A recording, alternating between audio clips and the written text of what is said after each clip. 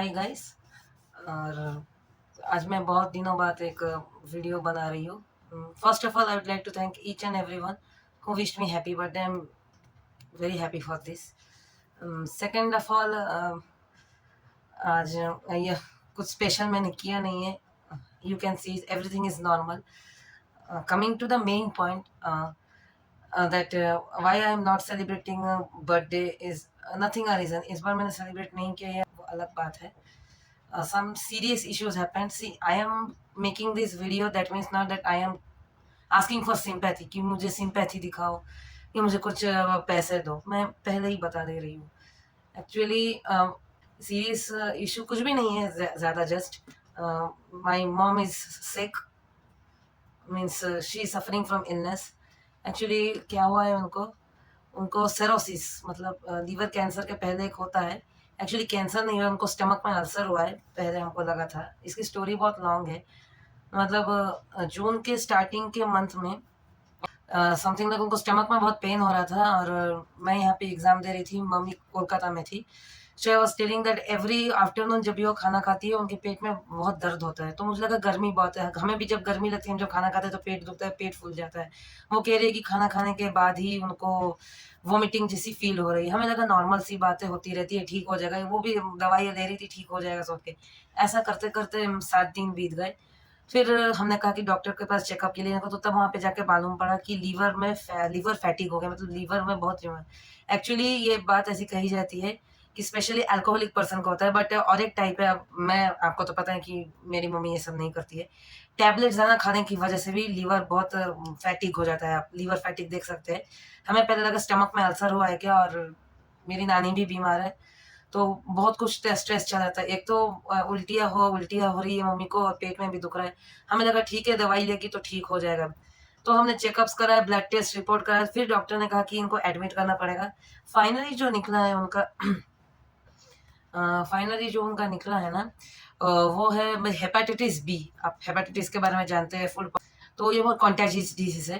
तो अभी मेरी मम्मी हॉस्पिटल में एडमिट है. तो अब इतना सब कुछ चल रहा है, और मैं इतनी सी बात बोलने के लिए इस वीडियो में नहीं आई हूँ. देखिए, you are wishing me happy birthday और wishing someone else happy birthday is very good thing. किसी का विश करना तभी अच्छा लगता है अगर आपका उसके साथ कन्वर्सेशन है या उसके साथ बातचीत रेगुलरली चालू है. उनका हमें अच्छा नहीं लगता है. अच्छा लगता है बट कंफ्यूज हो जाता है. अब आपको एक एग्जांपल देती हूँ. अगर किसी इंसान के साथ आपकी बहुत दिनों तक बात नहीं हुई, बहुत सालों तक, और ऑफिशियली अचानक से बीच में आके वो हैप्पी बर्थडे बोल रहे हैं क्योंकि सब झुंड में बोल रहे हैं, तो ये ऑफिशियल जैसा हो जाता है. मेरा स्ट्रेट पॉइंट ये कहना है, जब कॉरिडोर से गुजर जाती हूँ, या कोई भी इंसान, सिर्फ मेरा नहीं बहुत से लोगों के साथ होता है. मैं इसको रियलिटी में नहीं देती थी कि बहुत सारे सोशल मीडिया में वीडियोस भी दिखाते हैं. बहुत सारे लोग बोलते हैं कि बहुत सारे फ्रेंड्स भी मेरे बोलते हैं कि इसने देख के बात नहीं किया, उसने देख के बात नहीं किया, इग्नोर कर रहा है. तो मैं इतना समझती नहीं थी, मुझे ये सब फेक लगता था. जब खुद के ऊपर हुआ ना, तो really I can could feel it कि कितना बुरा लगता है. मेरी वीडियो थोड़ी लंबी हो जाएगी, but please try to watch till the end. मैं एक ही बात कहना चाहती हूँ.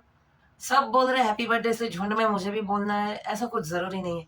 आप उसको साल भर कॉलेज के प्रीमाइसेस उसके बाहर उसको देख के आप बात नहीं करते हो, या इग्नोर करते हो, अवॉइड करते हो, अनदेखा, अनजाना, अजनबी की तरह बिहेव करते हो आप उसके साथ. ऐसी न्यू एडमिशन कॉलेज में आ गए हैं, और अचानक से आप उसको हैप्पी बर्थडे ऐसा करके बोलते हो. देखो, आप बोल रहे हो, अच्छी बात है, इससे दुआ लगती है, कहते हैं घर वाले. कोई आपको विश कर रहा है, मुबारक दे रहा है. बट मुझे लगता है कि असली विश तो हमारे माँ बाप करते हैं, या फिर वो ट्रू जेन्युइन फ्रेंड्स करते हैं जो भूल जाते हैं. मुझे नहीं लगता है, एक लॉजिक नहीं बनता अगर हर इंसान को किसी बेस्ट फ्रेंड हो या कोई हो बर्थडे याद रखना ज़रूरी है. मैं मेरे बेस्ट फ्रेंड का भूल जाती हूँ, मैं सॉरी मांग लेती हूँ. इसका मतलब ये नहीं कि मैं उससे बात नहीं करती हूँ, या फिर मैं उसको काउंट में लेती ही नहीं हूँ, मेरी कोई मैं उसे वैल्यू नहीं देती हूँ. वो भी कभी कभार अगर भूल जाती है तो चलेगा. तो ये होती है रियल फ्रेंडशिप. फ्रेंडशिप छोड़ के भी बेसिक हाई हेलो बोलना, बाजू से जा रही है, एकदम चुपचाप ऐसे करके देखना उसको. मतलब जा रही है, तुम भी जा रहे हो, ऐसे कोई न्यू एडमिशन कॉलेज में आ गया है. देखो, मैं किसी का नाम नहीं ले रही हूँ. ये वीडियो देखने के बाद कई बच्चे को लगेगा कि यार इसको क्या हो गया, ये ऐसा क्यों बोल रही है, क्योंकि टेंशन बहुत सारे चल रहे हैं. और मैं यहाँ पे रोना धोना नहीं चाहती हूँ, क्योंकि I have cried a lot, और रोने से कुछ नहीं होने वाला है. यहाँ पे हमेशा अंदर अगर आप रो भी रहे हो तो बाहर से आपको हंस के दिखाना पड़ेगा. You have to smile from the outside and this is the reality of the world. First and foremost thing I don't understand, after taking help from someone, how can you be so much disrespectful towards that person, ignoring that person, avoiding that person. देखो मैं उन लोगों की बात नहीं कर रही हूँ जिनके साथ मेरा हेल्पिंग का हेल्प नहीं किया. ये ठीक है, हम दोस्ती में एक दूसरे को हेल्प करते हैं, हम उसे हेल्प नहीं बोलते, हम उसे सपोर्ट बोलते हैं. बट रिसेंटली मेरे साथ हुआ है, मैं किसी का नाम नहीं ले रही हूँ यहाँ पे. उसने मुझसे नोट्स मांगा था. मैं भूल जाती हूँ, जो लोग मुझसे नोट्स मांगते हैं उनको अच्छे से पता है, मुझसे रिपीटेड मांगना पड़ता है. जो मेरे क्लोज फ्रेंड है, एक दो बार कहने पे मैं नोट्स व्हाट्सएप में भेजती नहीं हूँ, मुझे रिपीटेडली बोलना पड़ता है. It's not like that I am so very busy, but it's like that I have a forgetting problem. I forget these things, so you have to tell me repeatedly, message me, please send me the notes भेजना. तो कहने पे मैं भेज देती हूँ. मैं थोड़ा और फास्ट मतलब बताने की कोशिश करती हूँ. तो मैंने उस इंसान के लिए उसने कहा कि मुझे हेल्प कर दो. एक्चुअली मैंने क्या किया था, मैंने एनपीटीईएल का एग्जाम दिया था, तो मेरा ये नहीं था, बट मुझे पता नहीं था कि मैं एनपीटीईएल का एग्जाम दूंगी, वन ऑफ द सब्जेक्ट्स का. तो जिसने नहीं दिया था एनपीटीईएल का सब्जेक्ट, उसने मुझसे हेल्प मांगी थी, मैंने हेल्प की. मैंने अदर्स भी हेल्प की. मैंने उसकी हेल्प करने के लिए सीनियर से मैंने बात की. सीनियर से बात करके कहा कि दीदी आपके पास नोट्स है क्या लास्ट ईयर के, लास्ट सेमेस्टर के, मुझे चाहिए, मुझे पढ़ना है, तो मैं लिख के आ सकती हूँ, वट एवर में भी. उन्होंने, मैंने एक दो से नहीं, कम से कम 1 से 2 घंटे लग जाते हैं अलग अलग सीनियर के नंबर लेने में, उनसे बात करने में. कुछ नहीं देते हैं, कुछ लोग जॉब कर रहे हैं, कुछ लोगों का फाइल और डेटा खो गया है. जो लोग मेहनत करके ढूंढ के देते हैं, मैं फिर उन्हें थैंक यू बोलती हूँ. बहुत रिस्पेक्ट के साथ उनके साथ बात करना पड़ता है, क्योंकि एक अचानक से हम जब मैसेज करते हैं किसी अननोन इंसान को, तो वो बात नहीं करता. हमें कहना पड़ता है कि मुझे इससे आपका नंबर मिला, उससे आपका नंबर मिला. तो ये हमें को कहना पड़ता है कि नोट्स लिए. वो नोट्स मेरे काम पे भी आए हैं, बट एज मैंने एनपीटीईएल दिया था, मुझे पता नहीं था मैं कि एनपीटीईएल देने वाली हूँ. फिर भी मैंने एनपीटीईएल देने से 2 महीने पहले मुझे लगा कि सेमेस्टर का रिटर्न देना पड़ेगा. मैंने एक बुक खरीद ली थी, बुक पढ़ना शुरू कर दिया. वो बुक मुझे लगी नहीं और एनपीटीईएल देने वाली हूँ बोल के, तो मैंने उसके प्रिंट आउट्स भी, जिसने मुझसे हेल्प मांगी थी, मैंने उसको भेजे. देखिए आज के टाइम में ऑनलाइन का जमाना है. In today's world we are seeking online, but if we go back to our childhood days, whenever someone ask us for the help for the notebook और for the notes, please send me the notes.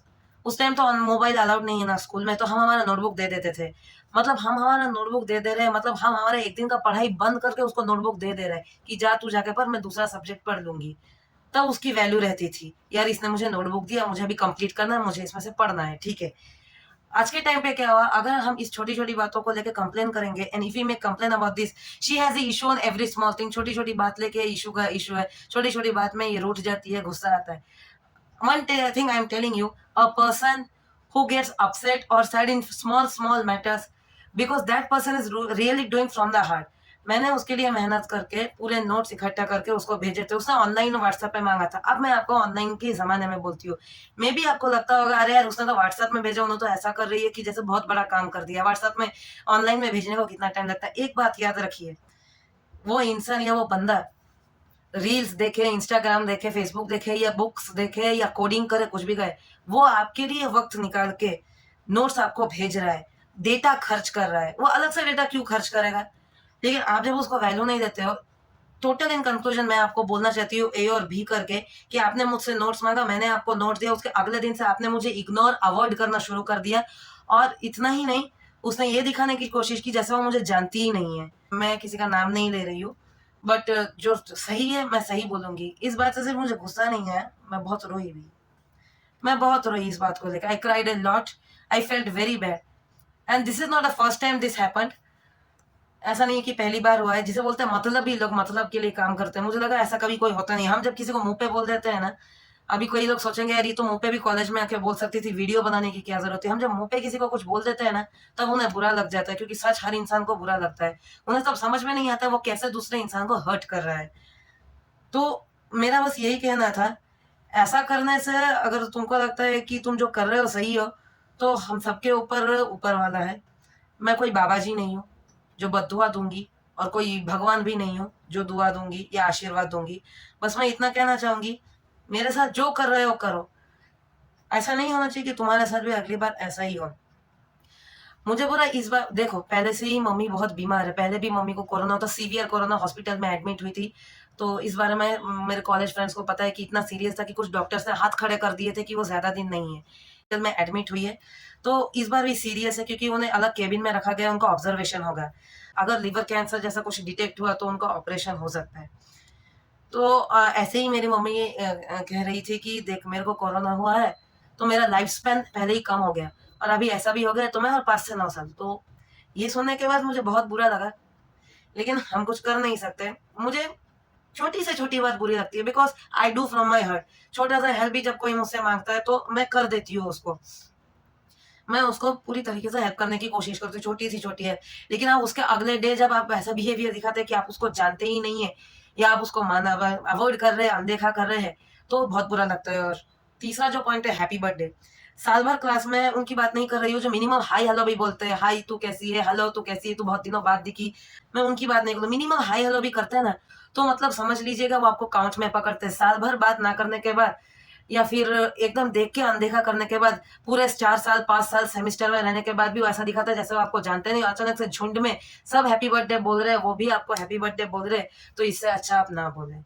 मैं straight forward बात बोलूँगी क्योंकि इससे इंसान दूसरों का तो पता नहीं, मैं बहुत ज़्यादा हर्ट होती हूँ। क्योंकि तुम अचानक से हैप्पी बर्थडे बोल के ऐसा दिखाते हो एज़ इफ तुम्हारी दुआ से मेरा पूरा घर चल रहा है या तुम्हारी दुआ से मैं ज़िंदा हूँ। एक तो तुम नॉर्मल हाय हेलो वाला बात करो। देखो, आप लोगों को लग रहा है मेरी बातें सुन के क्या छोटी बच्ची की तरह रोई है, बात छोटे बच्चे के जैसे रोने की नहीं है। अगर आप जब उससे बात करते नहीं हो या कोई रिलेशन नहीं है, तो आप अचानक से हैप्पी बर्थडे क्यों बोलते हो उसको?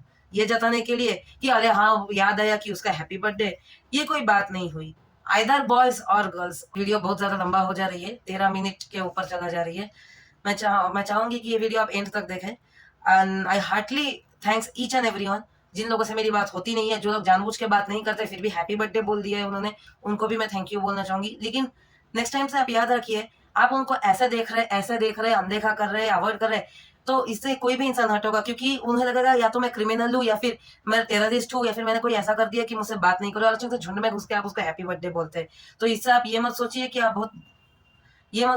आपको लगता है कि आप बहुत बड़ा काम कर रहे हैं क्योंकि साल भर या पूरा सेमेस्टर या पूरे दिन में आप कभी भी उससे बात नहीं करते, आप उसको चुपचाप देखते हैं, बात नहीं करते, आप एज़ इफ दिखाते हैं कि जैसा ये अचानक से बाहर दुनिया से एक इंसान हमारे कॉलेज में आके पढ़ रहा है या हमारे जगह पे घुस गया है। सो प्लीज़ किसी के साथ मत कीजिए। मुझे अब इन चीज़ों की आदत पड़ चुकी है। मेरी क्लोज़ फ्रेंड्स, बहुत ही क्लोज़ फ्रेंड्स ने कहा है, "यार तू जो हेल्प करने जाती क्यों है जब तेरा को हर्ट कर देते हैं?"